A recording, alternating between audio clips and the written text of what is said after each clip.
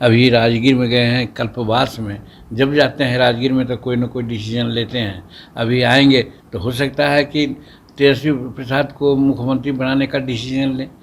जब इनका एक कमिटमेंट है तो 2023 में होना चाहिए था। 23 का आज 7वां महीना बीत रहा है, लेकिन इन्होंने नहीं बनाया।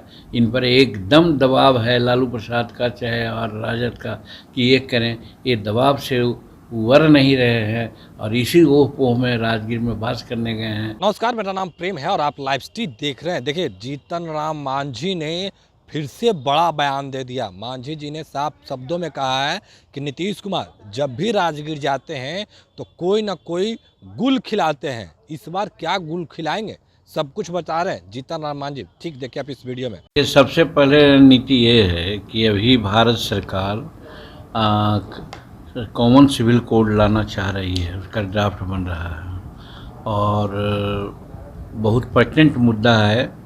हम लोग को जानकारी नहीं थी पहले, इसलिए हम लोग विरोध करते थे, लेकिन जब एनडीए में आ गए हैं और उसके बाद जब हम लोग इसके बारे में जानना चाहा तो common civil code doctor Bhimrao Ambedkar की बात है। उन्होंने ही directive principle of state policy में राज्य के नीति निर्देशक तत्व में उसको मेंशन किया है कि कॉमन सिविल कोड होना चाहिए और उसी के आधार पर फिर हम लोगों का संविधान है, उसका आर्टिकल 44 में भी उसको मेंशन किया गया है। तो हम लोग अंबेडकर साहब के मानने वाले हैं। संविधान उनके द्वारा बनाया गया है और संविधान की रक्षा हो, इसके लिए हम लोग तत्पर हैं। यही अभी हमने माननीय सदस्यों से बात किया कि अगर ये मुद्दा उठता है तो असेंबली में हम लोग डट करके कॉमन सिविल कोड का समर्थन करेंगे। एक बात। और दूसरी बात कि हल्ला हंगामा की भेंट चढ़ने वाली है, ऐसा सुनने में आया है। आज बात होनी थी, हम नहीं आ सके, दिल्ली में थे, बाद में आए हैं। लेकिन हम ज़रूर चाहेंगे कि असेंबली में जो क्वेश्चन है, तारांकित प्रश्न है या कॉल अटेंशन है, ये सबको चलने देना चाहिए। इसके बाद अगर कोई बातें होती है तो होना चाहिए।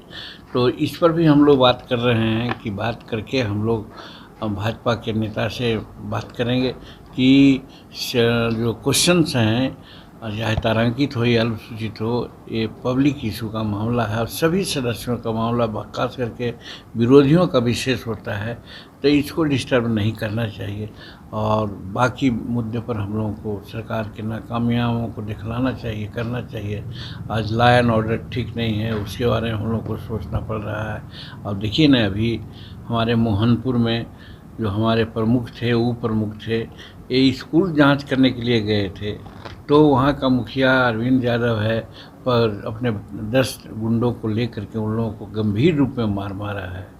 अभी चिकसोरा एक गांव है अभी नौबतपुर के नज़दीक में, वहाँ पर एक परिवार को, शेड्यूल कास्ट परिवार को लोग खींच करके मारता है, उसके पत्नी को, उसको बेटी को, और बिना कोई कारण से, और उस पर कोई केस नहीं होता। तो इस तरह से लॉ एंड ऑर्डर बहुत गड़बड़ है। इस पर भी हम लोग उस दिन बात करेंगे और कहेंगे कि साहब लॉ एंड ऑर्डर को सुधारिए। और दूसरी बात ये है कि हम लोग भी मांग करेंगे कि तेजस्वी प्रसाद जी इस्तीफ़ा दें। अगर वो नहीं देते हैं तो नीतीश कुमार को चाहिए कि उनसे इस्तीफ़ा लें, इसलिए कि जीतन मांझी को 2005 में जब मंत्री पद पर ओथ लिया था और मीडिया के लोगों ने कहा कि एक दागी मंत्री आ गए हैं, तो 4 घंटा के अंदर ही हमसे इस्तीफ़ा ले लिया गया। वो ज़मीर नीतीश कुमार का उस समय का आवाज़ में बदलाव हुआ है, कहाँ गए हैं, का किस मुद्दा से उस समय ऐसा किया था, आवाज़ क्यों नहीं कर रहे हैं। तो ये सब बात भी हम लोग कहेंगे कि नीतीश कुमार अब राजद के हाथ में खेल रहे हैं, इसलिए इनको इस्तीफ़ा देना चाहिए। अब इनकी जो आऊ है, ऑरा है, समाप्त हो गया है, इसलिए तेजस्वी प्रसाद से इस्तीफ़ा लें और नहीं तो खुद इस्तीफ़ा करें। एक सवाल है कि आप कहेंगे? देखिए, हम इसमें कुछ नहीं कहेंगे, इसलिए कि बातें अपने आप स्पष्ट हो रही है और नीतीश कुमार के कार्यकलाप से जदयू के भी लोग बहुत नाखुश हैं। क्षेत्र में कोई काम नहीं हुआ है, विकास का काम नहीं हो रहा है। अभी बैठे हुए हैं हमारे ज्योति देवी जी, अभी बैठे हुए हमारे प्रफुल्ल मांझी जी, इनके क्षेत्र में रोड ऐसे हो गए हैं कि जो रोड है ही नहीं है। वो गड्ढा के रूप में परिणत हो गया है। उसके लिए प्रधान सचिव से, उसके लिए मंत्री से मिल रहे हैं, लेकिन कुछ भी नहीं हो रहा है। तो कहने का गरज ये है कि एक तरफ वो हो रहा है और दूसरे तरफ देख रहे हैं कि किशनगंज और भागलपुर में 1600 करोड़ का पुल धंस जा रहा है। तो ये सब काम हो रहा है। और तीसरे तरफ आप देख रहे हैं कि फिजूल खर्ची है। वो गया में उल्टी गंगा बहा करके गंगा का पानी ला रहे हैं। हम लोग को बता में हम लोग पूछेंगे कि 1 लीटर पानी लाने में कितना खर्च हो रहा है, इतना फिजूल खर्ची करने की क्या ज़रूरत थी। दूसरी चीज़, ये जो नया म्यूज़ियम यहाँ बना है, यहाँ पुराना म्यूज़ियम था, तो नया म्यूज़ियम बनाने की क्या ज़रूरत थी। उस समय हाई कोर्ट वाले लोग ने भी कहा कि ये बहुत गलत हुआ है, और हम भी बार बार कह रहे थे कि गलत हो रहा है, लेकिन चूँकि आधा काम हो गया था इसलिए हाई कोर्ट ने रोक नहीं लगाया। आज मालूम हुआ कि नया म्यूज़ियम से पुराना म्यूज़ियम तक अंडरपास बन रहा है, रोड बना रहे हैं सैकड़ों करोड़ रुपया का। तो ये सब फिजूल खर्चियाँ हो रही है। वो कॉमन आदमी का, खास करके बूढ़े आदमी का पेंशन 200 से 400 रुपया हमने किया था। आज बगल के राज्यों में 1000 रुपया और 1500 रुपया दिया जा रहा है। ये नहीं ये कर सकते हैं। हमारे बच्चों की छात्रवृत्तियाँ लंबित है, उनको नहीं दे सकते हैं। हमारी बेटियों को, जिनको कि हम लोगों ने फ्री शिक्षा दिया था प्रथम क्लास से लेकर के एमए तक के, उसका डेफिसिट ग्रांट कॉलेज को नहीं दे रहे हैं, जिसके चलते हमारी बेटियों का सर्टिफिकेट हेल्डअप है।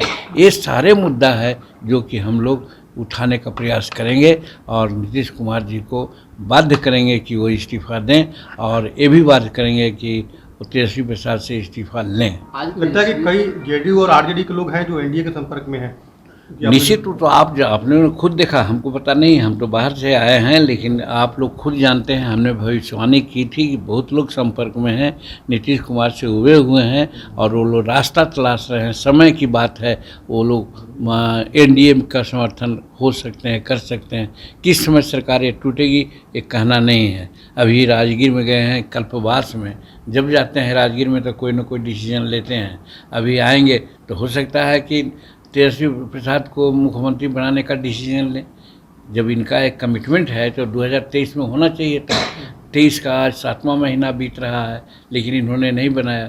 इन पर एकदम दबाव है लालू प्रसाद का चाहे और राजद का कि ये करें। ये दबाव से उबर नहीं रहे हैं, और इसी ओह पोह में राजगीर में बात करने गए हैं। आएंगे तो क्या गुल खिलाएंगे कहा नहीं जा सकता है, लेकिन हम ज़रूर कहना चाहेंगे कि वो आएंगे तो कोई गुल खिलाएंगे, लेकिन किसी भी सूरत में वो तेजस्वी प्रसाद को मुख्यमंत्री नहीं बनावेंगे, ये मैं कहना चाहता हूँ।